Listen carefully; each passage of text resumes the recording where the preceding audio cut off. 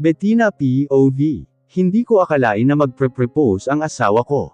Sa araw ng kaarawan ng chikaitang namin at binyag nila. So triple celebration ang ginawa namin. Mommy Cho, why you're smiling? Sabi ng anak kong babae, well kasalukuyan nakahiga kami sa kama.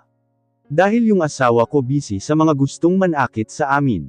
Nothing baby girl, just mommy can't move on about daddy did last week, you know mommies didn't expected, sabi ko sa kanya kasi tumatalon-talon siya sa kama. Samantalang si Zen busy sa kanyang mga libro. Mommy Cho why Kuya RBC? He didn't talk to me, nor play with me, sabi ni Zyril na nakatingin sa kuya niya. Mind your own business baby girl, look I'm busy reading my books, sabi naman ni Zen. Ang sungit niya di ba like his dad? Mommy Cho, I just want to ask why you busy kuya? Sabi ni Zyril na humihikbi na, dahil sa kasungitan ng kambal niya, don't mind him, come to mommy let's get ice cream, sabi ko na lang sa kanya para tumahan na siya. Yepi, ice cream, sigaw pa niya tapos nagpabuhat sa akin. Bigat ng baby girl ko ah. Mom what about me? Sabi ni Zen na nakasimangot, na di ko alam na sumunod pala sa amin. Bibigyan ka ni mommy, but first of all, say sorry to your baby sister, sabi ko sa kanya dahil may pagka-high pride ito. Sorry baby sister, sincere na sabi niya sa kapatid niya, napapangiti pa ako, habang nakatingin sa kanilang dalawa. It's Ochi kuya, sabi naman ng baby girl ko, sabay hawak sa kamay ng kapatid, upang maupo sa tabi niya. Can I join now mom and baby sister? Sabi niya sa amin kaya wala akong nagawa. Me and my baby sister nodded, and my baby boy have big smile, habang umupo sa tabi ng kambal niya. Kumakain kami ng ice cream nang pumasok si Night Floring sa kusina, dahil may bisita daw kami. Anak nasa labas si Oliana, sabi niya sa akin kaya sinabi kong papasukin niya si Oliana, habang nagsasalin ako ng ice cream sa mga lalagyan ng mga anak ko. Tita Oliana, sigaw ng dalawa kong chikaitang, habang naglalakad palapit si Oliana sa amin, na may ngiti sa kanyang mga labi. Hello baby Zen and baby Zyril kamusta? Sabi ni Oliana sa dalawa nang makalapit siya sa amin. We are fine tita, how about you? Balik na tanong ng baby girl ko kay Oliana, na ikinatawa ko na lang. Still beautiful like you baby, sagot naman ni Oliana kay Zyril. Habang kinurot-kurot niya ang medyo chubby niyang pisngi. How about me tita? Aburoto ng anak kong lalaki, kaya nagtawanan kami ni Oliana. You're handsome naman baby, sabi naman ni Oliana kay Zen, at hinalikan din niya ito sa pisngi, tulad ng ginawa niya kay Zyril. Where's your mom? Rinig kong tanong ni Oliana sa dalawa. She's in the kitchen tita, let's go there, sabi ni Zen tsaka inakay si Oliana papunta sa akin. Kitang-kita ko dahil malaking salamin lang ang harang ng kusina at living room, which is kitang-kita mo sila, pero hindi ka nila nakikita sa loob. Grabe besh na nosebleed ako sa mga anak mo, bungad niya sa akin tapos niyakap ako, then hinalikan ako sa pisngi. Bakit naman? Tanong ko sa kanya, habang kinukuha ang mga ice cream ng mga anak ko. Kasi po di nyo tinuruan ng sariling atin, ang lengguwaheng kinagiznan natin. Grabe pag-aalboruto niyang sabi sa sakin, habang sumasabay sa paglalakad ko papunta sa mga bata. It's not my fault, the darkest fault, pangangatwiran ko. Nga pala what brought you here? Dagdag ko sa kanya. Darkest fault ka dyan, kasabwat ka din lang naman, sabi niya sa akin. Well busy ang dalawa sa kinakain nila. Wala akong magagawa, nakikisama lang naman ako sa kanila, pangangatwiran ko ulit. Totoo naman nakikisama lang ako sa mag-aama ko. Hello kiddos, sabi ni Chad, speaking of darkest nang dito sila. Hello my ugly tito, you want ice cream? Sabi ni Zyril dito na ikinangiwi naman ni Anderson. Madami kayang nagkakandara pa sa pogi mong tito Chad, with taas baba pa ang kilay.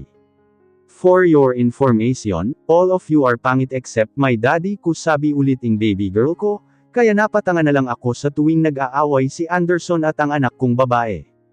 Tignan mo, nandadamay ka pa sa kalokohan mo Anderson, nakasimangot na sabi ni Christian, habang nakakamot sa kanyang ulo. Well, si Dion ay dumiretso sa pwesto ko, at hinalikan ako sa labi pero smack lang, tsaka umupo sa tabi ng kanyang mga anak. You know what, Mr. Artist/Singer, ang bata ay hindi nagsisinungaling, natatawang sabi ni Oliana sa mga dumating na naglalakihang tao. Grabe ka naman sa amin babe, sabi ni Henry kay Oliana. Babe, bin mo ang mukha mo, at you can see hindi ako baboy, tao ako. So don't call me babe, sabi ni Oliana at binuhat si Cyril. Tita Cho, why you angry to Tito Pangit the Fourth, sabi naman ni baby girl ko kay Oliana. Because Tita Oliana love me baby girl but she deny it, sabi naman ni Henry. Tangdi niya na naituloy dahil binasag ko siya. Don't use any kind of bad word in front of my twin, sabi ko sa kanila, kaya ayon nagtitigan sila ng masama. Pero biglang may sumigaw mula sa labas ng mansion, rinig hanggang dito sa loob. Sigaw ni Chad dahil may kausap siyo sa cellphone niya. Sabi naman ni Zen at tumatakbo papunta kay Chad. What the, Chad, sigaw ni Dion. Yan kasi mahilig silang magmura, ayan tuloy hindi sila mapigil ang magsalita. Why? Sabi ni Chad na nagtataka, dahil nakatingin kaming lahat sa kanya. You, sigaw ulit ni Dion. Sigaw ulit ni Zen, na ikinalaglag ng pangako na sagad naman oh. Mga ugok kayo, lumayas kayo rito, hanggang natatansya ko pa kayo, hindi na ako natutuwa, sigaw ko sa kanila. I look cool when I say that word right mom, like dad and tito, sabi ni Zen kaya natampol ko na lang ang ulo ko. Bahala kang magpaliwanag sa anak mo, sabi ko kay Dion na malaki ang mga matang nakatingin sa anak niya. But di ko na siya pinatuloy dahil nagsalita ako ulit. No buts, end of conversation, sabi ko sa kanya at pumunta kami sa garden with Oliana and Cyril, dahil buhat ni Oliana si Cyril. Bahala sila dyan, alam naman nila na mataas ang IQ ni Zen. Mga makong talaga. After 3 months, Bettina POV. Nakaupo ako sa aming veranda, dahil hinihintay ko si Dion na umuwi at gabi na rin. Nang biglang may tumakip na panyo sa aking mukha, and everything black. Nagising ako sa isang abandonadong building. At may 3 lalaking nabunati yung hindi nila pinapakita ang mukha nila. Anong kailangan nyo sa akin? Ikaw, sigaw ng isa sa kanila. Tapos wala na akong narinig na kasunod ng sagot nila, kaya pinapakiramdaman ko sila. Habang nakaupo ako. Tristan POV. Napasubo kami, kahit ayaw namin ay ginawa namin. Kasama ko si Shade at Christian. What the, sabi ni Christian dahil nagwa-worried din siya sa ginawa namin. Di na namin kasalanan ito. Si Dion ang may pukanan nito. Huwag kang ang maingay, magigising si Princess, sabi naman ni Shade na kanina pang hindi mapakali. No, biglang nagising si Princess. Ano ba ang kailangan nyo sa akin, masasaktan ko kayo, o di kaya ang asawa ko ang tatapos sa inyo, kung malalaman ko kung sino kayo, mga baplaks ba kayo? Hindi nyo ata alam kung sino ang kinakalaban nyo, galit na sabi niya sa amin, oo lagot talaga kami pagkatapos nito. Ikaw, sigaw ko sa kanya na may halong sindek siya sa takot. Well, tinali namin siya, pero may proteksyon para hindi magkapasa. Lagot kayo sa asawa ko, mga ogag kayo, sigaw niya sa amin. Talagang malalagot kami pag may makita siyang pasa, bulong ni Christian at nadinig ko naman. Huwag nga kayong magpahalata, mga ogag, lahat tayo talagang malalagot mga ina nyo, sabi ko na lang sa kanila. Ang tagal naman ni Glidel at Maya, sabi naman ni Shade. Si Maya at Glidel naman ang mag-aayos sa kanya. Nasaan na ba siya, sabi ni Maya, thanks God. Andito na sila, at tinuro namin kung nasaan si Princess. Sino kayo, sabi Sabi ni Princess, kami ang mag-aayos sa iyo para sa kasal mo, sabi naman ni Glidel. Anong kasal? Hindi ako ikakasal sa kahit na sino, may asawa't anak na ako. Anong kasal pinagsasabi nyo, pakawalan nyo ako mga ina nyo, sabi ni Princess at naiiyak na siya. Huwag ng maraming satsat, bihisan nyo siya, sabi naman ni Maya. Kaya walang nagawa si Princess. Kami naman ay lumabas na, baka malagot talaga ni boss kapag nagstay kami dito sa loob. Bettina POV. Hindi ko akalain na magpapakasal daw ako sa lalaking hindi ko naman nakikilala, di ba nila alam ang kinakalaban nila? Pagkatapos nito lagot kayo sa akin. Pinasok nila ako sa isang kotse, na nakapiring ang aking mga mata. Hindi ko alam pero naiiyak na ako, may asawa't anak na ako. Mga ogag sila. Nang makarating kami sa pupuntahan namin, ay hinay-hinay nila akong ibaba sa sasakyan, tsaka inalalayan nila ako palakad sa di ko alam kung saan kami papunta. Hanggang marinig ko ang isang musika. About being here today. Still not real sure what I'm going to say. So bear with me please. If I take up too much of your time. Tapos unti-unti nilang tinanggal ang piring na nasa mata ko. Tsaka nang matanggal na ay nakita ko ang buong darkest at lighting, even my father at yung kambal ko. Kaya di ko na mapigilan ng mapaluha. Don't cry my princess. Today is the day na ipagsigawan nila na may asawa na ang tinitingala nilang lalaki, sabi ni Papa tapos hinawakan ang aking kamay na nanginginig pa. See in this box is a ring for your oldest. She's my everything and all that I know is. It would be such a relief if I knew that we were on the same side. Very soon that I'm hoping. At sino pa nga ba ang kumakanta kundi si Chad as usual, pero when we near nakita ko si Dion, pero nagulat na lang ako nang kumanta siya. I mean tinuloy ang kanta. Can marry your daughter, and make her my wife. I want her to be the only girl that I love for the rest of my life. And give her the best of me till the day that I die, yeah. Sabi niya sa papa ko, tsaka lumuhad pa siya, bakit siya ganito? Pinapakilig niya ako masyado. I'm gonna marry your princess. And make her my queen. She'll be the most beautiful bride that I ever seen. I can't wait to smile. When she walked down the aisle. On the arm of her father sir. On the day that I marry your daughter. Sabi niya kay papa. Tapos si papa naman ay tumango naman. Take good girl to my princess, sabi ni Papa at binigay niya ako kay Dion, at he just nodded. Ready wife, sabi niya sa akin. You need to explain this. Later, sabi ko sa kanya at ngumiti na lang siya sa akin. At humarap kami sa altar at andun si Father. We gathered here today to celebrate one of the life's greatest moment, and cherish the words will shall unite Dion Gibson and Bettina Ferrer, pag-uumpisa ni Father. True marriage begins well before the wedding day, and the efforts of marriage continue well beyond the ceremony's end. Nagkatinginan kami ni Dion at ngumiti siya sa akin, at nginitian ko rin siya. Marriage is live may always be able to talk things over, to confide to each other, to enjoy life together and to share moments of quiet and peace, when the day is done. May bless both of you, with the lifetime of happiness, and a home of warmth and understanding. Di ko mapigil ang umiyak dahil ang dream wedding ko ay nangyayari na. Do you Dion Gibson take Bettina Ferrer to be your lawfully wedded wife, promising to love and cherish, through joy and sorrow, sickness and health, and whatever challenges you face for as long as you both shall live, sabi ni Father while magkaharap na kami ni Dion at magkahawak kamay.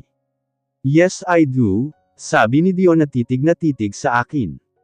Do you Bettina Ferrer take Dion Gibson to be your husband, to have and to hold from this day toward, for better or worse, for richer and for poorer, in sickness and in health, to love and to cherish from this day forward, until death do your part?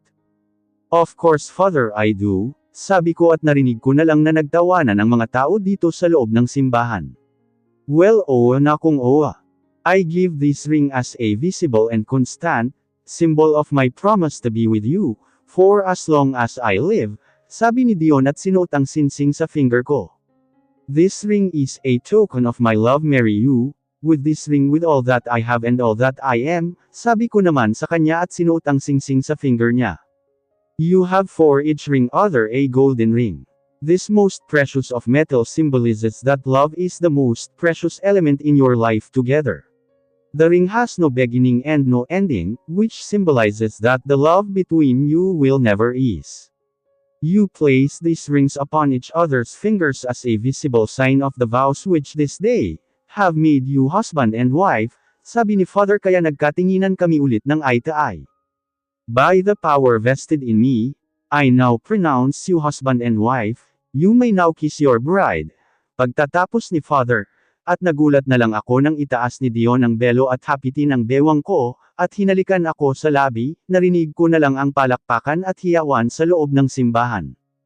Dion POV. Nasa office ako dahil madami na akong kailangan gawin sa kumpanya. Nagtataka kayo na wala akong pinapakilalang mga magulang, well tulad ni Glidel sa nangyari sa kanya, ay ganun din ako. Lord Ferrer calling. Bakit kaya tumatawag si Dad sa private phone ko?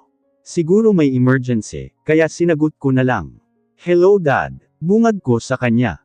Hello son, by the way I need your help, sabi ni Dad. Well I knew it.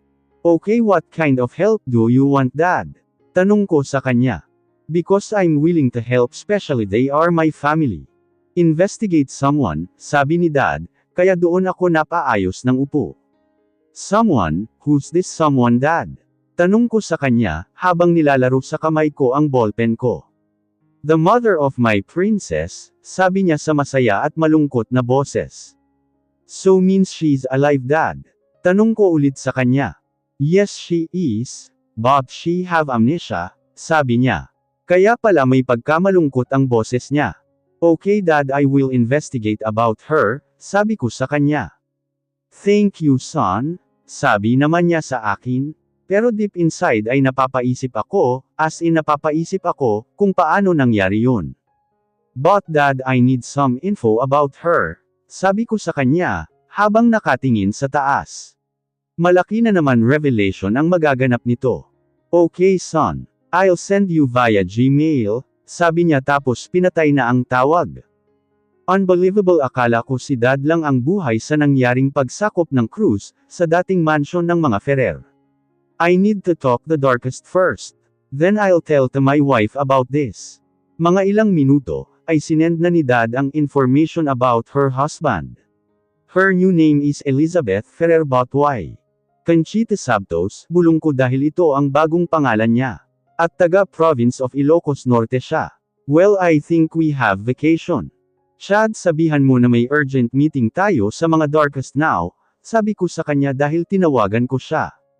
Perez, cancel my appointment, sabi ko sa secretary ko. Well lalaki siya at ayaw ko ng babae. Dahil alam kong tatapusin siya ng asawa ko.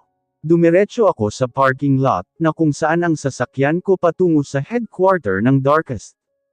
Napapailing pa ako nang ako ang unang nakarating sa headquarter. So what's up madlang people? Rinig kong sigaw ni Chad. So what the problem? Tanong naman ni Christian, na halatang naaantok pa siya. O nandito na pala si boss, sabi naman ni Henry. Pinatawag ko kayo about this, sabi ko sa kanila tapos kumuha sila ng tag-isang copy nito, bago umupo sa upuan nila. Totoo ba ito? Sabi ni Tristan na di makapaniwala. Kaya tumango ako ng tumango. Akala ko wala na si Mrs. Ferrer. Sabi naman ni Glidel. Akala ko din, sabi ni Maya, na lumalaki pa ang singkit niyang mata. Akala ko din noon, sang-ayon ko sa kanila. Tapos tiningnan ulit ang copy ko.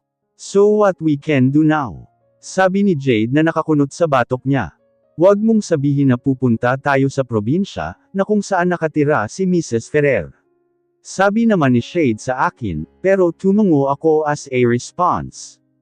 Well that's the plan, new operation so moves, sabi ko naman sa kanila. Tsaka napahawak sa sentido ko. Kailan tayo bibiyahe? Tanong ni Chad na halatang excited. Later alas 8 p.m, now go to your units, or houses to get your things. I gotta go because I will talk to my wife, sabi ko sa kanila. At nauna na akong lumabas para makauwi na agad-agad. Wife, I'm home, sigaw ko. Daddy Cho, Dad, sabay na sigaw ng mga anak ko, at binuhat ko na naman sila. Ang aga natin sabi ng asawa ko. Look, sabi ko sa kanya at binigay ang folder na hawak ko, na kung saan tungkol sa ina niya. What is this? Sabi pa niya na hindi pa binubuksan. Just read it wife. Okay babies, let's play later. Daddy change for a while. Sabi ko sa kanila at binaba sila, kaya pumunta na ako sa kwarto namin, para makapagpalit ng damit. I think kailangan namin makuha si Mrs. Ferrer, dahil matagal na din noong nangyari ang aksidente, at para mabuo na rin ang pamilya ng asawa ko. Pagbaba ko ay nakita ko ang asawa ko na nakatulala sa may sofa, at yung kambal naman ay naglalaro. So did you read it, wife? Basag ko sa pagmumakmak niya. Hubby, totoo ba ta? Sabi niya and her tears falling. Yeah, it's true at kailangan natin mag-impake, para kunin natin ang nanay mo sa probinsya ng Ilocos Norte, sabi ko sa kanya habang yakap-yakap siya. At ayon ngumiti siya at tumakbo para mag-impake ng mga damit, kaya pumunta ako sa mga anak ko. Babies, let's play, sabi ko sa mga anak ko. At yung nakipaglaro ako sa mga anak ko. Nandito na kami sa Ilocos Norte, at tumuloy kami sa resort na kung saan nakatira si Mrs. Ferrer. Grabe ang ganda pala dito, sabi ni Maya at nag-inat-inat pa. Oo nga, akala ko pinapaganda lang ang mga picture sa social media, sabi naman ni Glidel. At ang mga anim ay nakapikit at linalanghap ang hangin. Refreshing, sigaw ni Chad. Beautiful, sigaw ni Henry. Paradise, sigaw din ni Shade. Stress reliever, sigaw ni Jade. Para kayong mga baliw, sigaw naman ni Christian. Inggit ka lang, sagot ni Tristan sa kanya, na nakaupo sa buhangin. At pagtingin ko sa paligid, ay nasa amin ang atensyon ng mga tao. Taong nakatira dito. Bakit ang gwapo ng mga batang ito? Hala, si Chad Anderson ba yan? Akin ka na lang, mister, nakadamit ng kulay gray. Mas gwapo yung nakakulay puti ang damit. Taga saan sila? Halatang mga dayo. Ang gaganda naman ng tatlong babae. Ang cute ng dalawang bata. Yan ang mga bulong nila, kung bulong ba talaga ang mga iyan. Hello, I'm Dion Gibson from Manila, and I have 3 reservation, sabi ko sa babae na kita ang harapan na. Here your card, sir. Malanding sabi niya, sarap igudgod sa inodoro ang mukha niya. Thank you, and I'm sorry miss because you're not my type, and I have wife already and 2 kids, sabi ko sa kanya, at napayoko na lang yung babae. Hello Ma'am Santos, we're here to talk to you, sabi ni Chad sa isang babae. Ano naman ang kailangan nyo sa akin, iho? Hiha, sabi naman ni Mrs. Ferrer. Nandito po kami para sabihin na kayo po ang nawawalang asawa ni Mr. Ferrer, at ang nasa harapan yung babae na may 2 anak, ay ang nag-iisang anak nyo, sabi naman ni Maya. At pagkakita niya sa asawa ko, ay biglang nawala ng malay si Mrs. Ferrer, kaya binuhat ni Tristan papunta sa hospital.